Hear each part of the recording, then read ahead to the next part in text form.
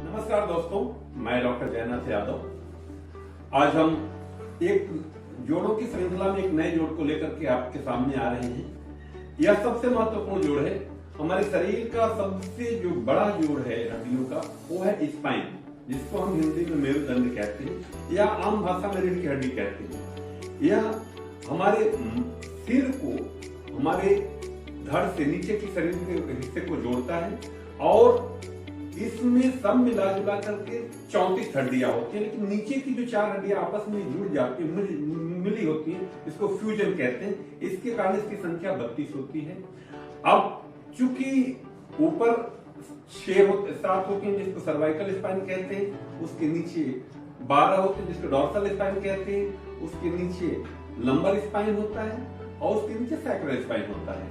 तो अब ये जो जोड़ है, हर जोड़ के स्पाइन आपस में ऊपर नीचे जोड़ी गई है। इन दो जोड़ों के मध्य से नसें निकलती हैं जो पूरे शरीर के हर नस नाड़ी पर अपना प्रभाव रखती हैं। शरीर के जितने भी आंतरिक अंग हैं, किडनी हो, ब्लैडर हो, स्टमक हो, लंग्स हो, ब्रेन हो, इवन की नीचे के जो हड्डियां और मांसपेशियां, इन पर भी इसका बहुत बड़ा प्रभाव होता है। तो यदि हम स्पाइन को प्रॉपर ढंग से फ्लेक्सिबल बना लेते हैं, लचीला बना लेते हैं, तो यह हम अकेले केवल स्पाइन को, मेरुदंड को फ्लेक्सिबल नहीं बना रहे हैं, हम शरीर के लगभग हर अंग प्रत्यंग को फ्लेक्सिबल बना लेते हैं।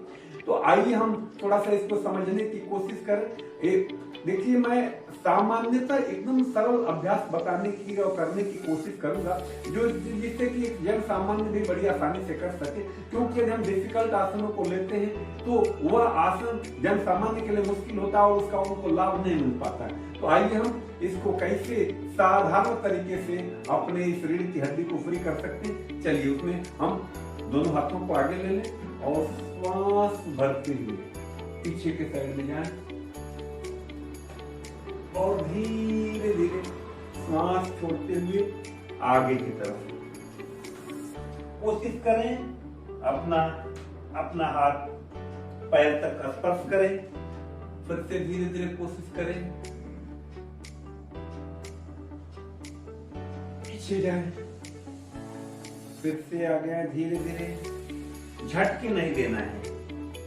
और यदि हम पहली बार करते हैं तो हमारे हाथ नीचे नहीं जाते हैं। इसके लिए हमको एक बहुत सामान्य से प्रैक्टिस करनी है जो बहुत आसान है। इसे देखिए, यहाँ पर आए और धीरे धीरे 1 2 3 4 5 6 7 8 9 10। अब देखिए, धीरे धीरे हमारा हाथ कैसे चला गया, पहले यहाँ तक, उसके बाद धीरे धीरे एकदम सामान्य स्थिति में टच हुआ। अब हम एक अभ्यास को धीरे धीरे करें, अचानक नहीं करें। इस अभ्यास को जिनके कमर में दर्द है वो न करें, अन्यथा इससे उनके शरीर कमर का दर्द बढ़ सकता है। क्योंकि ये चीज जानना भी जरूरी होता है। हम कई बार इन चीजों को कर लेते हैं और हमको तकलीफ होती है, तो क्या कहते हैं कि फला आदमी ने हमको बताया, हमने किया, हमको तकलीफ हो गया। तो ये छोटी छोटी चीजों को भी ध्यान में रखें। और हम जो भी अभ्यास आपको बताते हैं, यह केवल आपके ज्ञानवर्धन हेतु है। आप अगर भी ये सीखना चाहते हैं तो आप किसी भी योग्य योग प्रशिक्षक से संपर्क करें, या हमारे सेंटर के भी जो प्रशिक्षक है उनसे भी बात कर सकते हैं, या मेरा खुद का जो सेंटर है जहां मैं व्यक्तिगत रूप से आपसे मिलता हूं, आप यहाँ भी मिल सकते हैं। इसलिए आसनों को करते समय थोड़ी सावधानी भी रखें।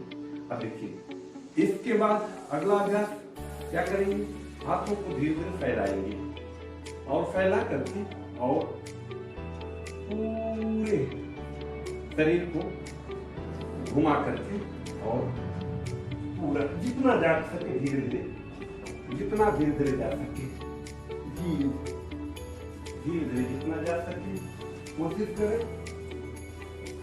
धीरे धीरे इस तरह से हमने स्पाइन के साथ साथ अपने रिब्स को फ्लेक्सिबल बनाया। हम यही बात करें कि अगर भी हमने स्पाइन को प्रॉपर ढंग से फ्लेक्सिबल बनाया तो इसमें बहुत सारे और अंग भी जुड़ जाते हैं जो फ्लेक्सिबल हो जाते हैं।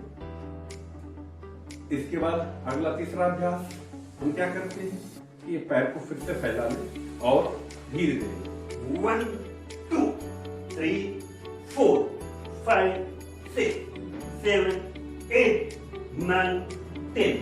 अब इसको ऊपर जाते समय प्रयास करें कि गर्दन मोड़ करके ऊपर देखने की कोशिश करें। दाहिने साइड से ऊपर, दाहिने से ऊपर, बाएं साइड से बाएं की साइड में ऊपर देखने का प्रयास करें। इस तरह से हम बड़े सामान्य तरीके से अपने रीढ़ की हड्डी को फ्लेक्सिबल बनाते हैं। इसके बाद हम हाथ को कमर के पीछे, जिसे देख ले इससे ये बनी है, और श्वास भरते हुए संतुलन के साथ श्वास भरते हुए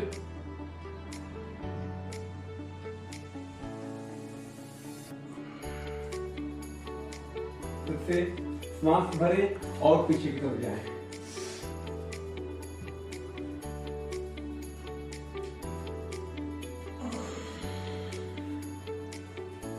फिर से एक बार प्रयास करें।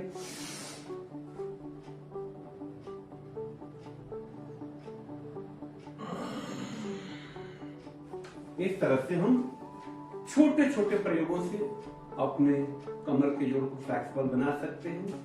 आगे हम अगले जोड़ के साथ आएंगे। तब तक के लिए आप सबको धन्यवाद।